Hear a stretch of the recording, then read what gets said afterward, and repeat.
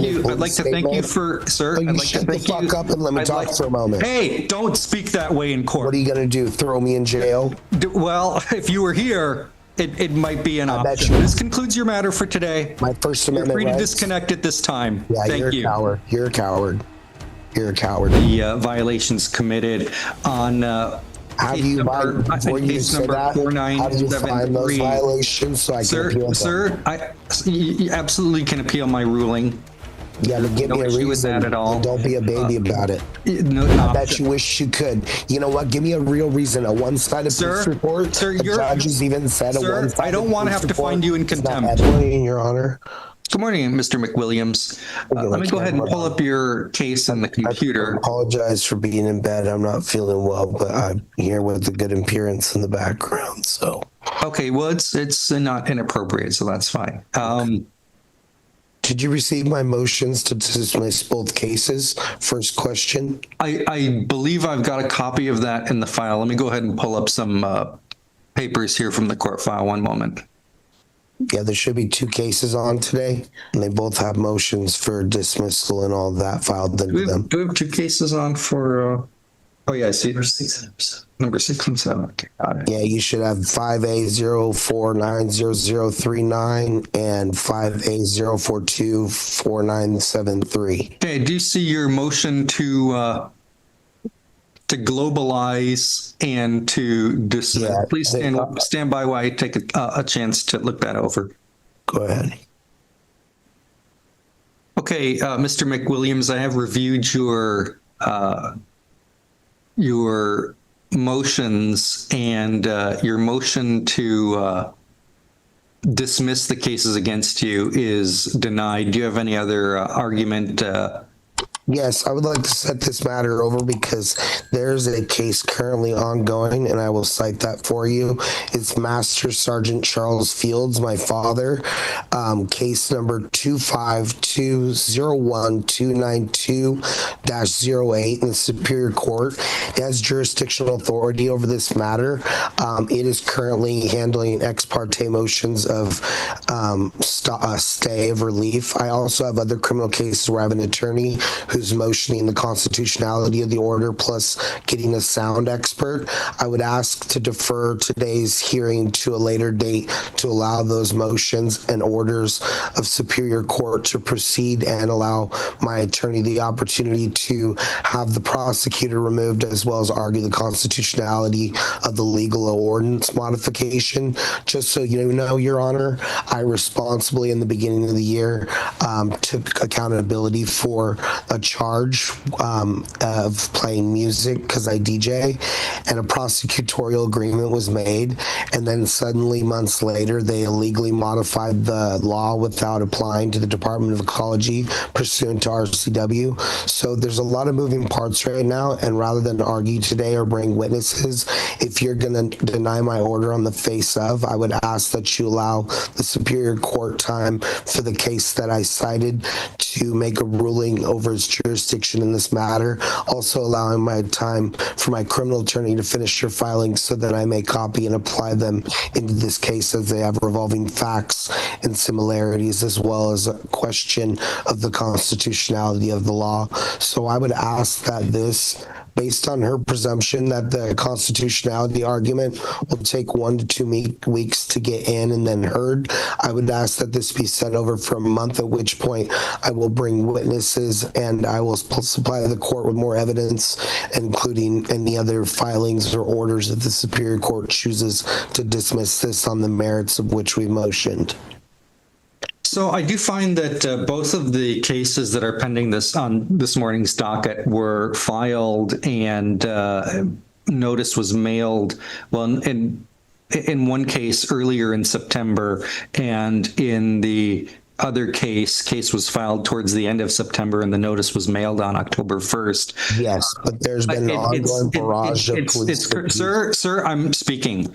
It's currently December 10th. I do find that that's adequate time for you to have prepared your defense. I also noticed that your attorney is not appearing on your behalf today. You may have an attorney in other cases, but it appears you don't have counsel in this case. I've considered the argument that you've raised, and I'd like to, at this point in time, understand if I'd like to hear if you have any further argument or testimony that you'd like to offer. Yes, the citations that are brought before you lack police training because they were reading in DBC and not DBA, and the law is specifically cited as DBA as the measurement, as my expert witness will testify as well. So the two citations before you today, sir, were unlawfully measured in DBC and not accurately in DBA. Myself, Charles Fields, and Logan Fields, who I can't get mustered up right now for testimony, were there when we tested sound decibels, and we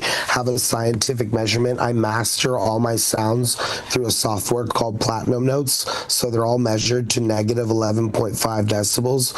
So when the board is set for sound, each song is exactly the same. And I've also built a $7,000 acoustic wall since the first charge. I've taken steps and liberties to ensure that I'm not a disturbance. However, the cases before you in these two violation codes, I believe one of them was for violating the decibel readings. However, the officers have already admitted on camera to me and on the record that they were reading in DBC, which is a different compression and more sensitive and not reflective, as the law states, of DBA. And I believe the second one was for motor vehicle noises or sirens and horns, which doesn't apply to this situation.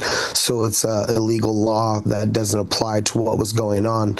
Unless I'm standing wrong, there's a lot of them. These both could be the ones where they just read in DBC.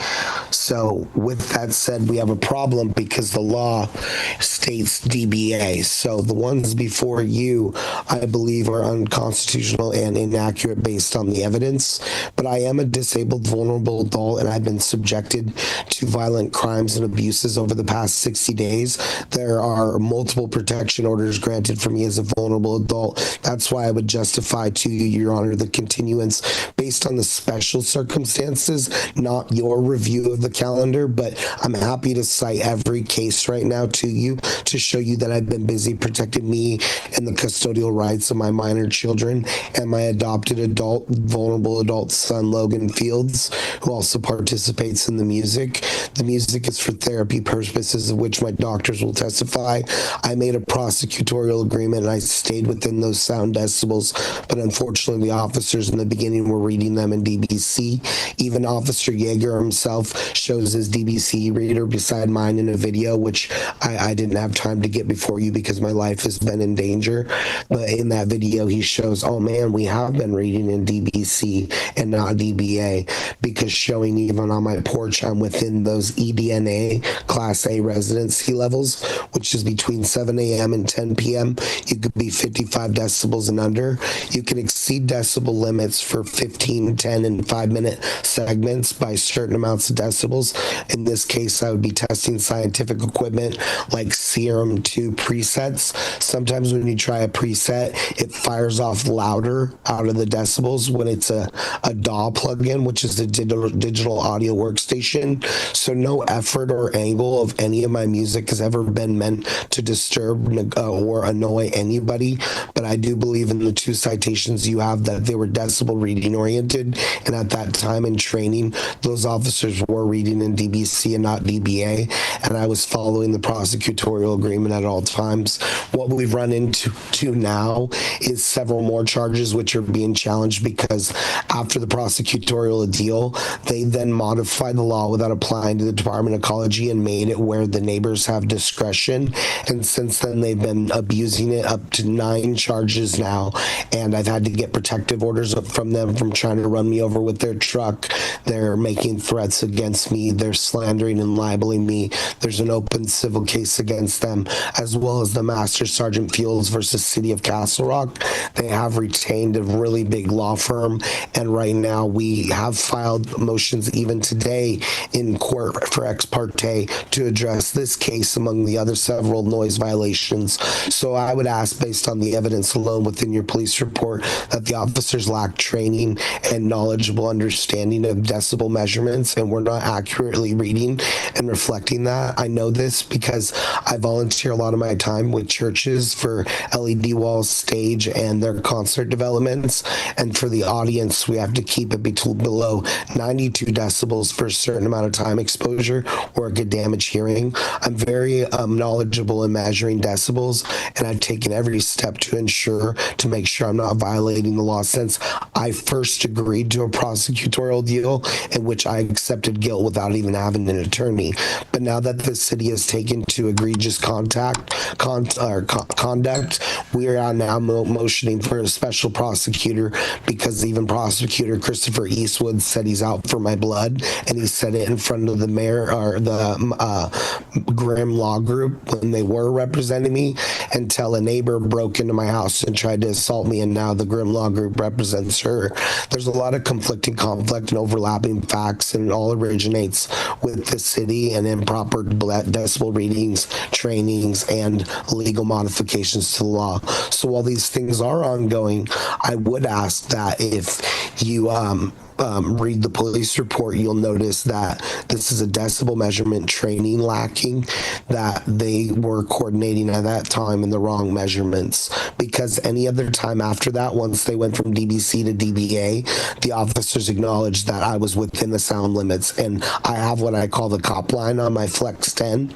It's a DJ controller board, and I have it marked so that way I know I'm always within the decibel limits, even after installing a $7,000 acoustic wall.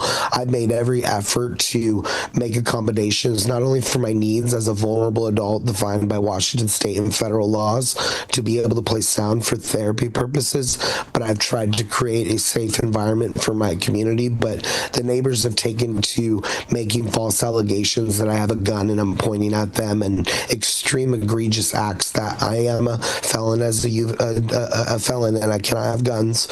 So I am objecting to these actions that are being done to me. So right now there's kind of a lot of things revolving. That's why I asked in my motion to globalize the cases, because there's training aspects to address, there's laws and ordinances to address, and more importantly, there was no motor vehicles, sirens, horns, or anything like such taking place, like further citations. So I would ask this court dismiss this on the basis that the officers acknowledged that they were reading in the wrong decibel compression. Okay, thank you for summarizing your motion, Mr. McWilliams.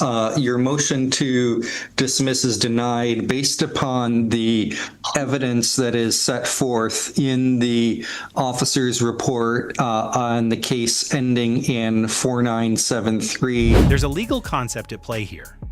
Courts give weight to sworn officer reports unless you introduce stronger evidence. He brought arguments, but not formal evidence or expert testimony. What feels like exposing corruption to him legally reads as unsupported claims. That gap is where cases are lost. Cases are... As well as the case ending in 0039, the court does admit into evidence both of those officer reports, and based upon that evidence, I will find the violations committed on Have you, before you say that, have you find those violations so I can appeal them? Sir, you absolutely can appeal my ruling. Yeah, but give me a reason. With that at all. Don't be a baby about it. No, don't. There's no issue, sir. There's no issue with that at all. You contact the clerk's office. You can file your notice of appeal. On case number 4973, the violation amount is $103. And on the case ending in 0039, the violation amount is $257. That'll be the court's order for today. What evidence are you citing as the basis against my actual legitimate legal motion? You're saying the evidence is what the evidence is what I just cited to, which is the officers' reports in both matters which the court has admitted into evidence. So in response to your question, that is the evidence against you. Sworn officers that are being sued in a federal lawsuit for face value when they've been targeting and attacking me. That constitutes the evidence against you today. That's going to be the court's order. This concludes your matters. That's all right. But wait, that takes us I'd like to thank you. I'd like to thank you for, sir. You shut the fuck up and let me talk for a moment. Hey, don't speak that way in court. What are you going to do? Throw me in jail? Well, if you were here, It might be an I option. bet you wish you could. You know what? Give me a real reason. A one-sided police report. Sir, the judge has even said a sir, one-sided I don't want to have to find you in contempt. Okay? I don't want to have to find you in contempt. Under duress. This concludes your matter for today. My First Amendment You're free to rights. disconnect at this time. Yeah, Thank you're you. a coward. You're a coward. You're a coward. Remember that. Okay. Well. This hearing wasn't decided on decibel science. It was decided on courtroom structure.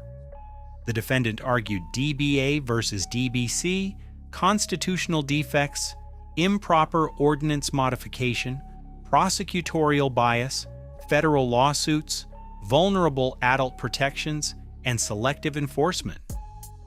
But none of those arguments changed the legal posture of the case in this courtroom at this moment.